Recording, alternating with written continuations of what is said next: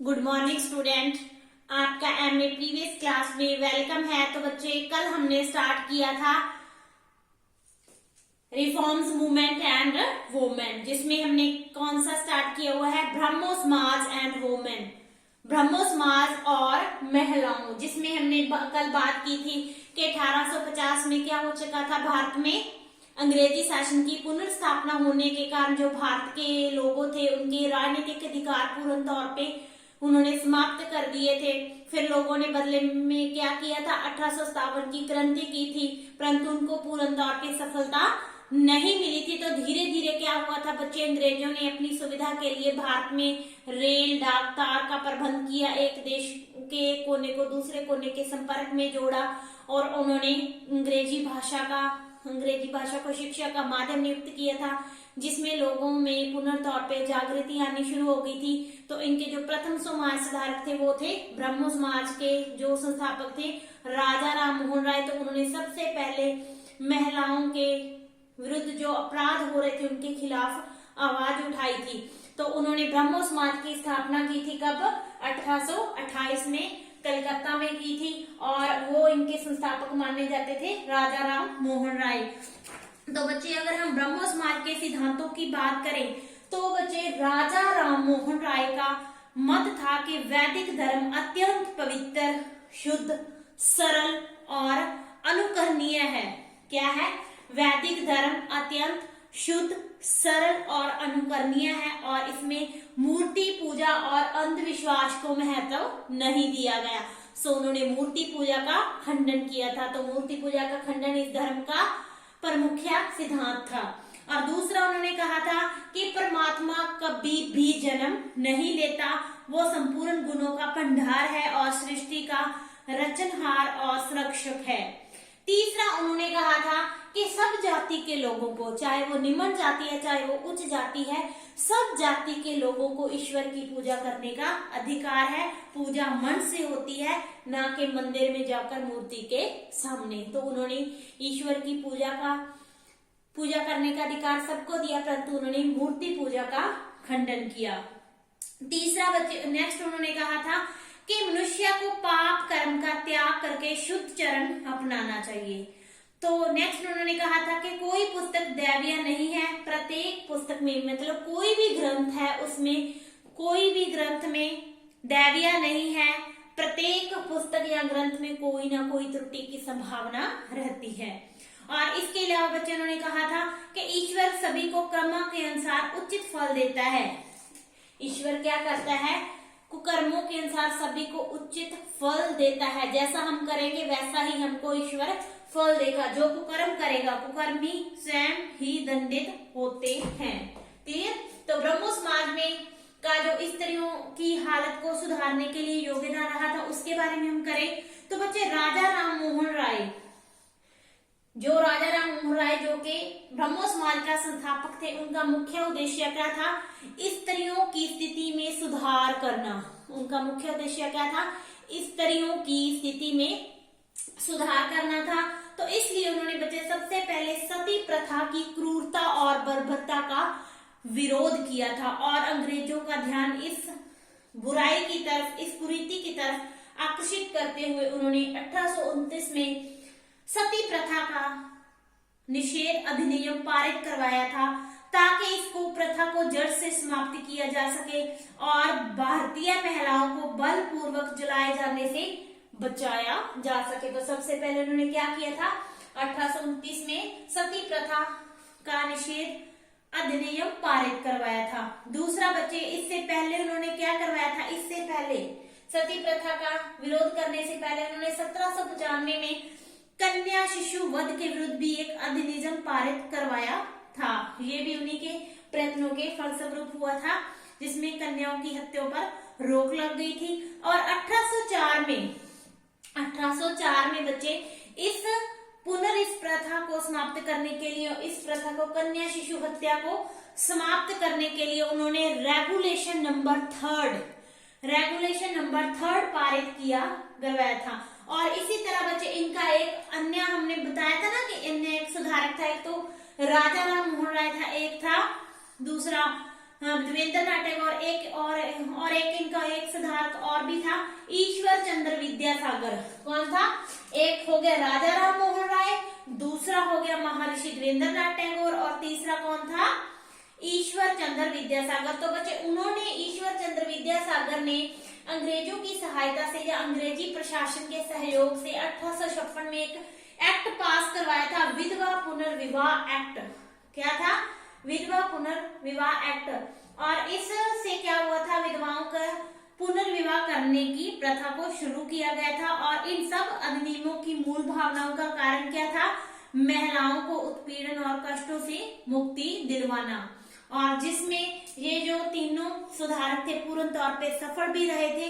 अंत हम स्पष्ट तौर पे कह सकते हैं कि ब्रह्मो समाज ने भारतीय पुनर्जागरण में एक महत्वपूर्ण भूमिका का निर्वाह किया था। क्लियर? तो बच्चे इन्होंने जो महिला हितकारी कानून बनाए थे उनके पीछे क्या था? बौद्धिक वातावरण का विशेष बल था। और इनका निर्माण राजा राम मोहन राय ने ब्रह्मो समाज के माध्यम से बंगाल में किया था।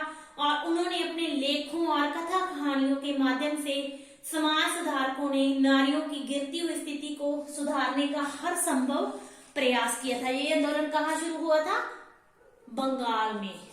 क्लियर? स्थापना इसकी कहाँ की थी? कलकत्ता में। और सबसे पहले इसका निर्माण राजा राम मोहन राय ने कहाँ किया था? बंगाल में अंजाम इनको दिया था। और इनका माध्यम के अधीन इनका उद्देश्य क्या था? नारियों की गिरती हुई स्थिति को सुधारना। हालांकि बच्चे कुछ कट्टरपंथी लोग इन महिला कल्याणकारी कानूनों के विरोधी थे।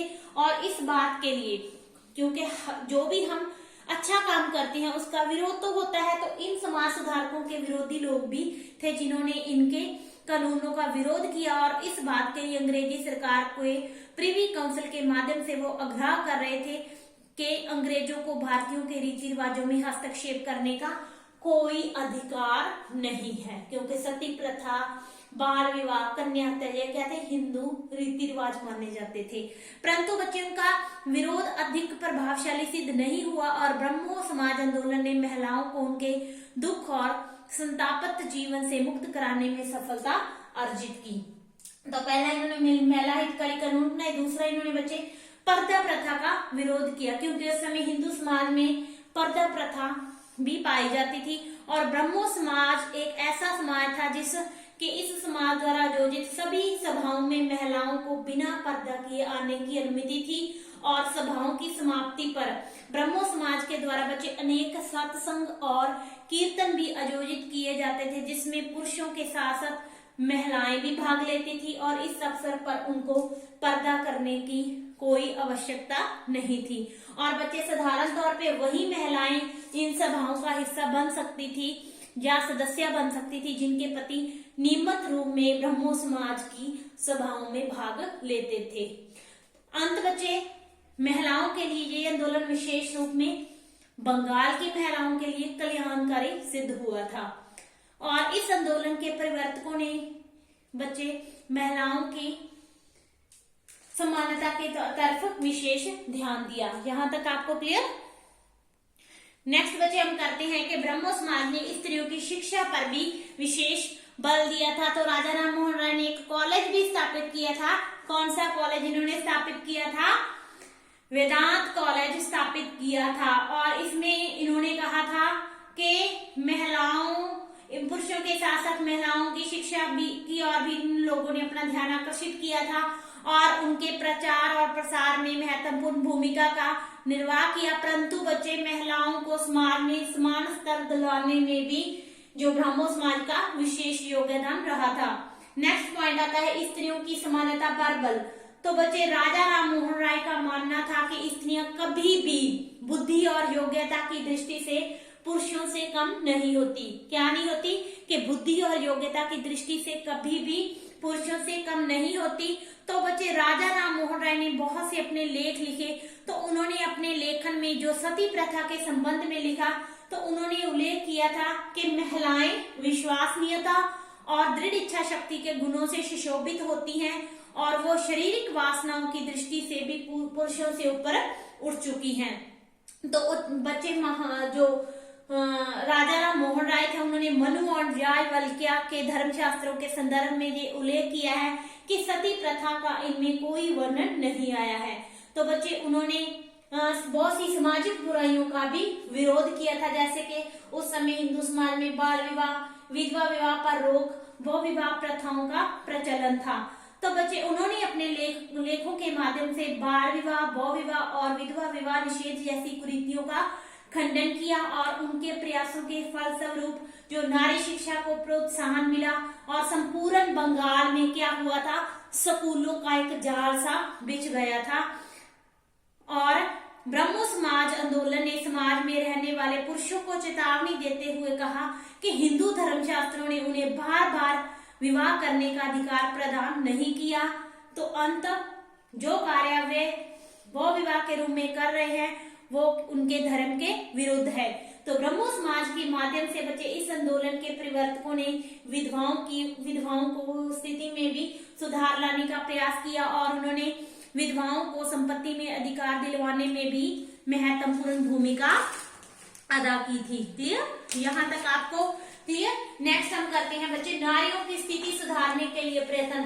तो ब्रह्मो समाज ने बच्चे नारियों की स्थिति सुधारने के लिए भी काफी प्रयत्न किए थे और उन्होंने जिन समाज सुधारों को लागू करने का प्रयास किया था वह भारतीय स्थिति और परिस्थितियों के अनुकूल थे। महिला उत्थान हेतु जो उन्होंने प्रयास किए थे, उन्होंने क्षेत्रीयता की सीमा को पार करके पूरे देश की नारियों को प्रभावित किया था। अंत बचे ये जो ब्रह्मो समाज आंदोलन था ये एक देशव्यापी आंदोलन बन चुका था और पर्दा प्रथा का विरोध, नारी शिक्षा को प्रोत्साहन, जैसे कि बच्चे पर्दा प्रथा को विरोध, नारी शिक्षा को प्रोत्साहन और कन्या विद्यालयों की स्थापना, यह केवल किसी एक विशेष क्षेत्र की समस्या नहीं थी, यह उस समय पूरे भारत की समस्या थी और इन सुधारों की संपूर्ण देश को आवश्यकता थी, जिसे पूरा करने में ब्रह्मो समाज पूर्ण तौर पे सफल रहा था। तो बच्चे ब्रह्मो समाज ने यह भी प्रयास किया था कि महिलाओं को संपत्ति में अधिकार प्रदान किया जाए ताकि आंशिक रूप में वो अपने आप को दृढ़ महसूस कर सके। तो अंत में बच्चे हम कह सकते हैं कि इस आंदोलन का सूत्रपात या प्रस्फुटन कहाँ हुआ था, बंगाल में हुआ था और इसके प्रवर्तकों की दृष्टि सिर्फ बंगाल की समस्याओं पर ही केंद्रित थी। परंतु बच्चे धीरे धीरे क्या होता गया, इस आंदोलन का क्षेत्र विकसित होता गया और इस आंदोलन के सहयोग नेताओं का उद्देश्य महिलाओं की स्थिति का सुधार करना, महिलाओं की स्थिति में और महिलाओं को जागरूक करना था। और निस्संदेह बच्चे इसमें उच्च वर्ग और शिक्षित महिलाओं पर इन सुधारों का व्यापक प्रभाव देखने को मिला। किंतु निम्न वर्ग की महिलाओं की बात करें तो बच्चे निम्न वर्ग की जो अशिक्षित महिलाएं आज भी अपने अधिकारों से वंचित ही दिखाई पड़ती हैं, जिसका मुख्य कारण क्या है, उनकी अज्ञानता माना जाता है। तो क्लियर है, ये है ब्रह्मो समाज और महिलाएं कि ब्रह्मो समाज ने महिलाओं की स्थिति को सुधारने के लिए किस तरह योगदान दिया था। ये टॉपिक कंप्लीट कल हम करेंगे next. Thank you so much.